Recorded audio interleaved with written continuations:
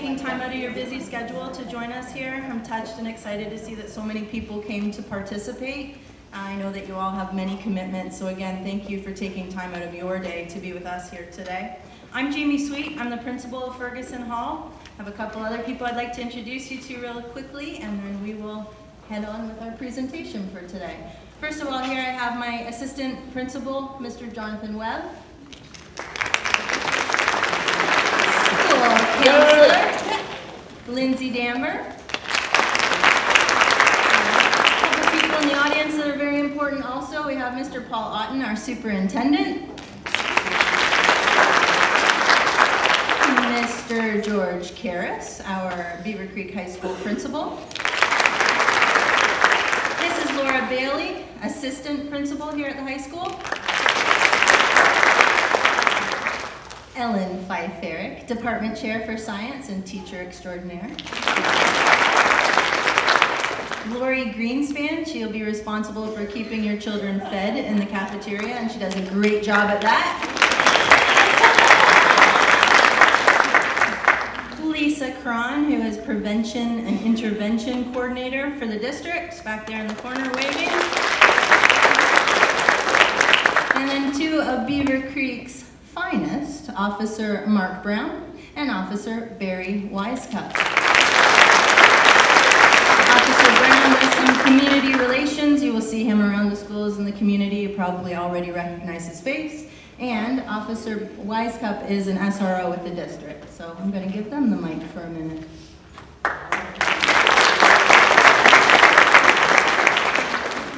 All right, thanks. They just wanted to ask, and a lot of you came up to our table earlier, and the main question was, what does a resource officer do? For some of you that maybe been in our district.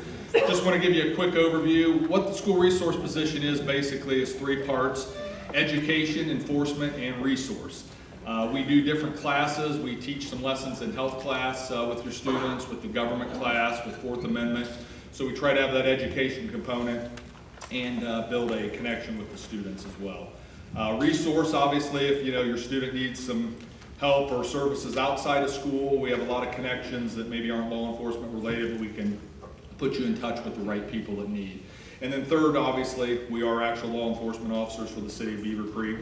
So if any criminal issues arise, we work with the district too on their safety plans, with the ALICE program, and trying to keep the building and school safe. So that's kind of a quick overview, and I'm going to let Officer Wisecup say a few words too. Good morning. I'm the school resource officer for all elementary schools, as well as the DARE officer. So some of you I may have taught your children before. Not a whole lot to say other than just welcome. If you guys need anything, feel free to reach out to us. We'll have myself, Officer Suki will be in the middle schools, and Officer Chris Williams will be at the high school this year. So feel free to reach out. Thank you.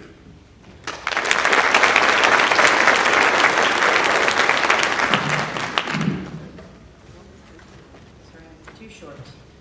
So we welcome you here today to provide you with information and support to help your student have a successful freshman year.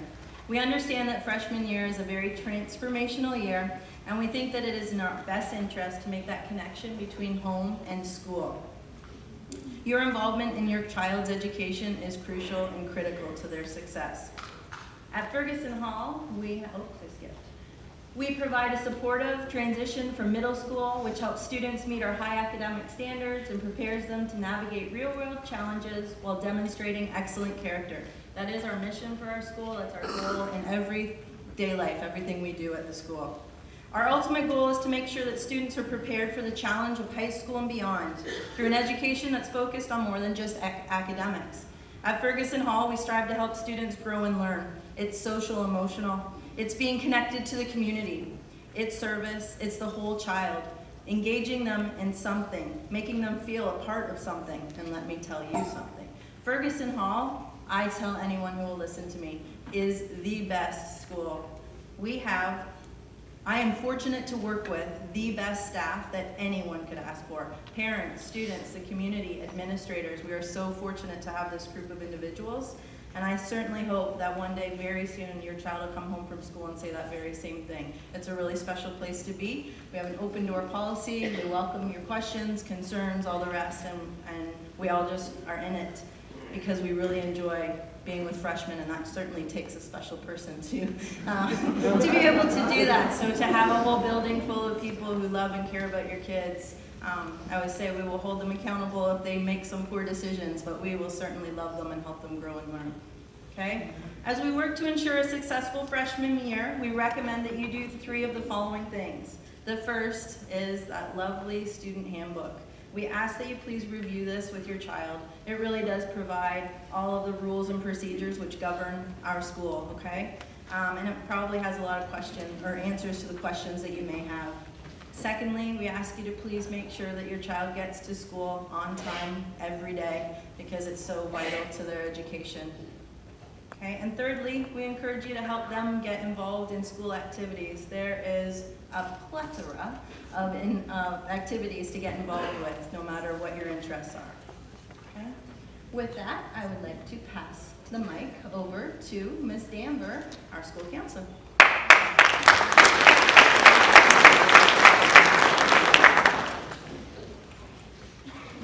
Good morning. It was really nice to talk with some of you out in the commons. So I was like meeting families, especially people I've emailed with over the summer. It's nice to finally put faces with those names. I'm going to just review. Oh, you want to talk about the bell schedule? Great. First, I'm going to talk about the bell schedule. So we have 2 different bell schedules that we're following this year. We have a Monday, Wednesday, Friday schedule because we are introducing a program called Advisory. I'm going to talk a little bit about that later, so we'll just kind of leave that here. So we will have a Monday, Wednesday, Friday schedule and a Tuesday, Thursday schedule. So if you are looking at appointments and different things for your child, just make sure that you're considering what classes they'll miss and knowing which day or which schedule we're following. This is on the website, so you can take a look at it there too. All right, so I'm going to just review our graduation requirements. On our website, there is our program of studies. It includes a much more detailed list of what the graduation requirements are, along with all the course descriptions of classes that help meet these requirements, and some additional information about opportunities like College Credit Plus and some different things like that that your child might be interested in pursuing in their time here at Beaver Creek Schools. The first 2 classes listed there, math and English, are subjects that students need to earn 4 high school credits for graduation. That means that earning those credits your freshman year is really, really important. If you don't earn one of those 2 credits, at some point you will have to double up, your child will have to double up on a math or English class, and that can be really challenging. So it's one of our focuses at Ferguson is to help students get off on the right track and earn those credits freshman year to set them up for success for the next 4 years. Underneath that are science and social studies. We require 3 credits in each of those subject areas. A lot of our students will go on to take 4 credits in math and science, especially if they're on a college track. It's a really good idea. It can be really difficult to take a year off from math and then try to jump back in as a freshman in college.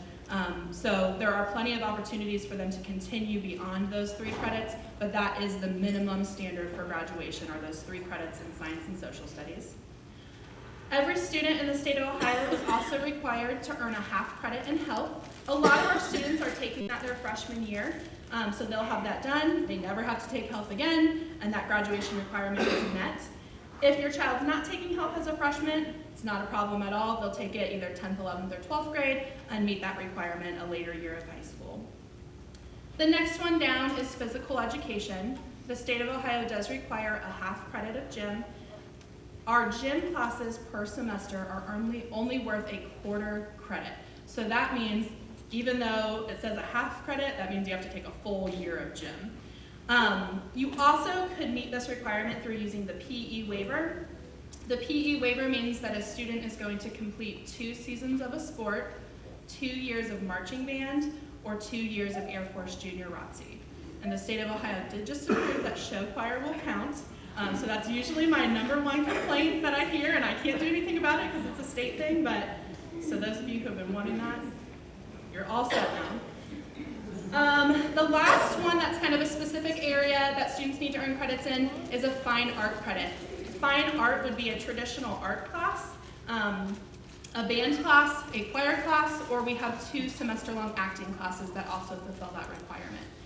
So throughout their 4 years of high school, they need to make sure that they're selecting classes that go along to meet these requirements.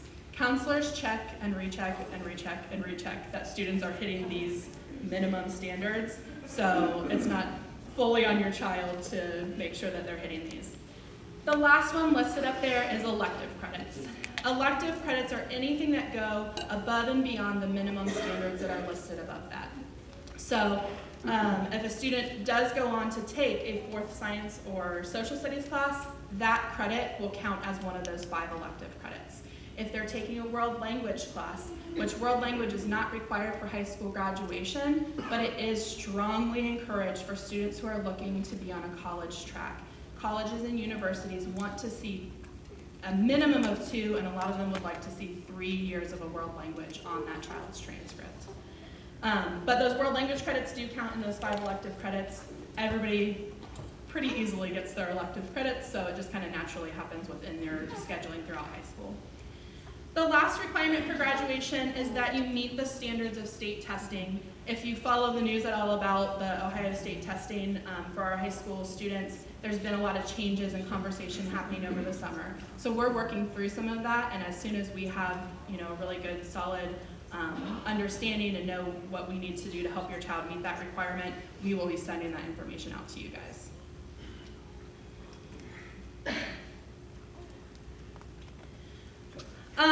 One of the things going along with credits, so we talked a little bit about wanting students to use this freshman year to really set that foundation and get them off on a good start for their high school career. So grades and GPA are really important. Some students have already started earning their high school GPA if they were taking high school credited courses in middle school. So like a Algebra 1 class, a geometry class, a world language class that they took in 8th grade is already adding into that student's GPA. For a general level class, an A in that class would be averaged into your GPA as a 4.0, and that would be considered a perfect GPA. But we do have opportunities for students to take a step beyond that and take some of our scholarship and AP and honors courses, which gives them a chance to have a little bit of a boost on their GPA because those classes are really challenging and they are going to have to do a lot of work in those courses. But the payoff is pretty good too. So if a student is taking a scholarship course, if any course that has the word scholarship in the front of it, that's going to be weighted as a 4.5 in the student's GPA. And an honors or AP course is going to be weighted a 5.0.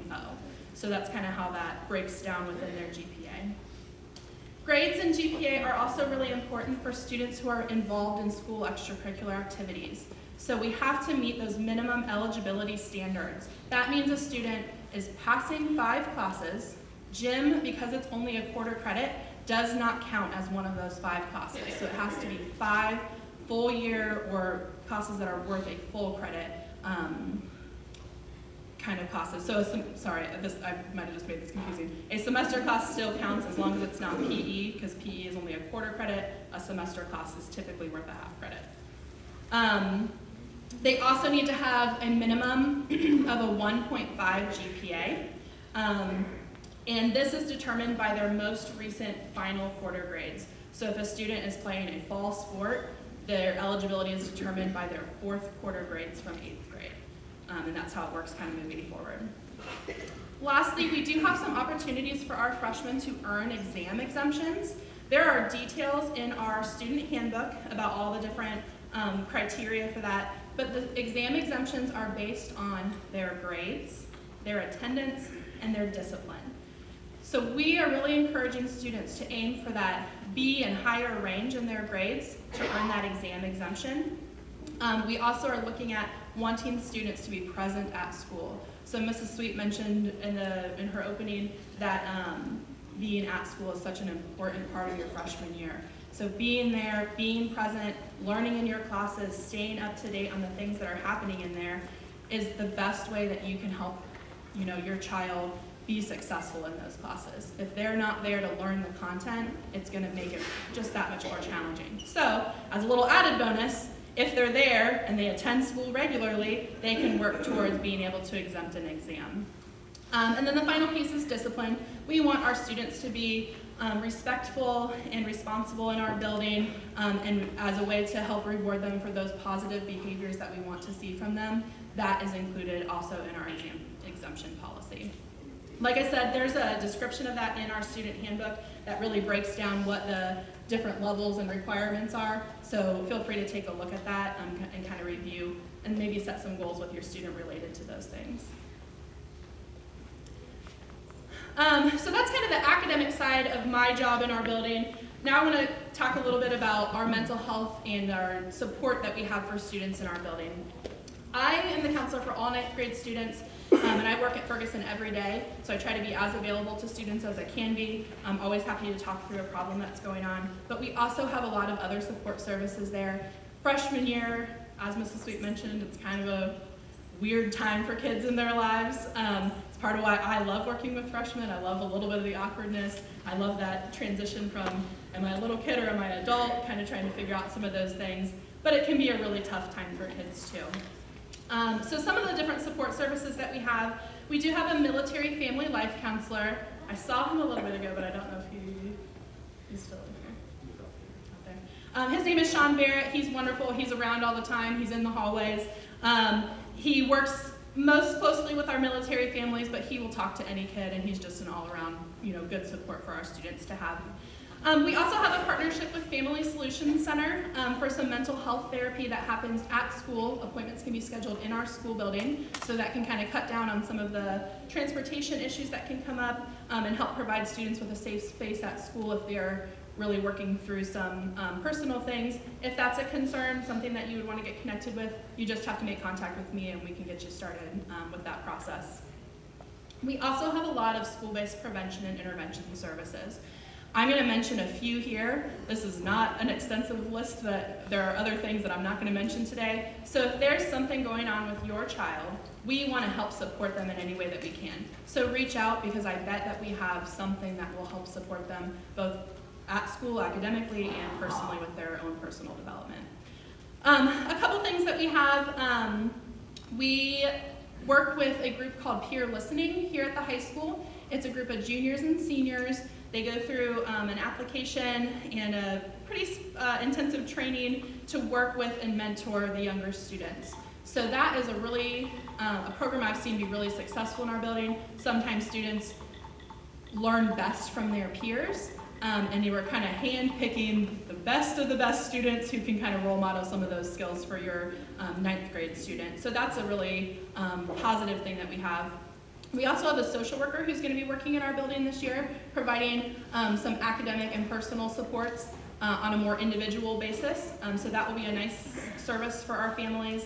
And then we have I'm going to talk a little bit later about our character education program, but we have a lot of other pieces built into our school day that are meant to be those kind of prevention and intervention pieces. And then finally, we work with a lot of different agencies in our community. So if there is something that you or your family are needing, please contact us, because we can get you connected with someone who can help. Whether it's a school issue or something outside of school, we can connect you with someone who can provide the support that you or your child are in need of. And then there at the bottom, some personal development things we're working on. So I mentioned earlier, we're going to have that Monday, Wednesday, Friday schedule. We are adding an advisory. This is new for us for this year. The purpose of advisory is really to help the student with that personal development. We want to help them learn skills to advocate for themselves, learn to communicate with their teachers, learn to communicate better with their friends, help resolve conflict, those types of things. Those teachers will be checking grades and kind of keeping on top of how your child is doing academically. They will also be doing check-ins just to see how your kid is doing, how they're feeling about school. Make sure, especially for our new students, I know we have a pretty big population of brand new to Beaver Creek 9th graders, helping to make sure that they are kind of making friends, finding something to be involved in, getting connected with people here at school. So I think that's going to be a really great space in the day for students to feel connected to a teacher who's not working with them or talking to them because they have to give them a grade. They're talking to them because they care about them and they want them to be successful, and there's not that grade piece maybe in the background of either the teacher or the child's mind. So that's kind of nice. Another thing that we have is we have an event every year called Challenge Day. This day is scheduled for November 1st this year. The day is meant to help students understand kind of the struggles that other people are going through, build some empathy, and then build relationships. So one of the things that makes our school building so great are those relationships. So we want students to have good relationships with each other. We want students to have good relationships with their teachers. We want it to be a good place where they want to come and where they want to learn and where they want to have fun with us. So Challenge Day is kind of that day that we spend focused only on those relationship pieces, because that's just as important to us as their academic learning. And then finally, some of our character education pieces. This goes along a little bit with the exam exemption piece that we talked about, but we want to reward students not just for their academics, but we also want to reward them for being good people. So we call them mirror cards. Mirror stands for making integrity, responsibility, and respect our reputation. Students can earn these when anytime a staff member sees them doing something that they are proud of that student for doing and that is helping to contribute to make our building a great space for everyone. Those mirror cards can get turned in. We raffle off gift cards and other things with those throughout the year. We also have a system of quarterly rewards. You can kind of read through some of the information about that in our student handbook also. And then we have our monthly Shine Award, which is a district-wide award. And so one student in our building per month is awarded the Shine Award for showing exemplary character. So we do like to support and celebrate students both for their academic achievements and for their personal and character achievements as well. And that's all I have. I'll be around a little bit after we're finished here, so if you guys have questions or want to introduce yourself, I'd love to meet you and chat for a few minutes.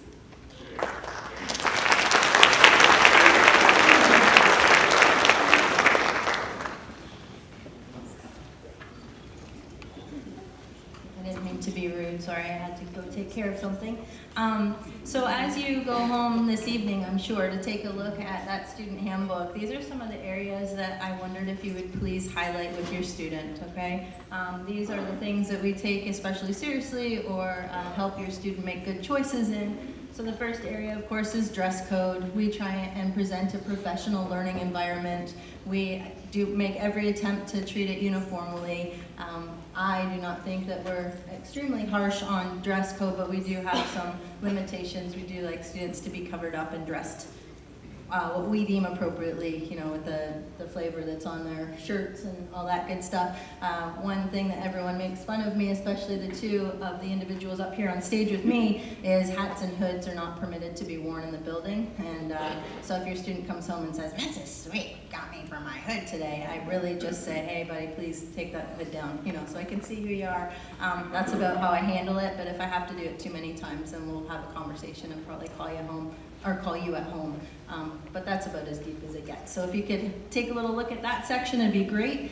The Chromebooks, our district is so wonderful that we are a one-to-one district. Your child will be receiving their Chromebook, assuming that you have finished all the forms we need you to finish in a timely manner. They will get that likely within the first 3 days. We're hoping to have those out by Friday of next week via that AVP period that we have planned, but we might switch things up and do it first. You never know with us. We will get it to them though, they will get it. With that Chromebook, we are really serious about, I'm sure you guys know all about social media and, you know, that character building and maintaining appropriate digital citizenship. So we do have these two systems within the district. The first is called Gaggle, the second is Securely. Gaggle takes a look at what your child is doing in their Google accounts, and we use Google at school for all of our classrooms and interfaces, so we can see what they're emailing each other. We have every right to look at that. It is our district property, and we do want kids making good decisions on our systems, so that will flag some stuff. If it is especially concerning, it'll come directly to Mr. Webb or myself, and we will be making a phone call home to you. And that can be anywhere from, you know, inappropriate behavior or to concerning behavior, so it actually is a really nice forum to have, and it helps us connect with you to support your child in whatever needs they have.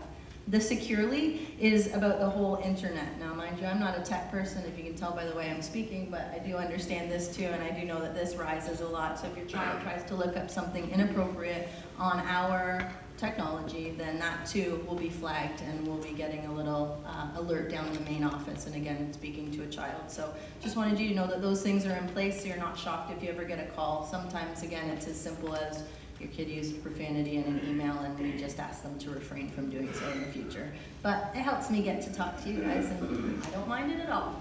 Next up, threats and fighting. Our every goal, of course, is to keep your children safe.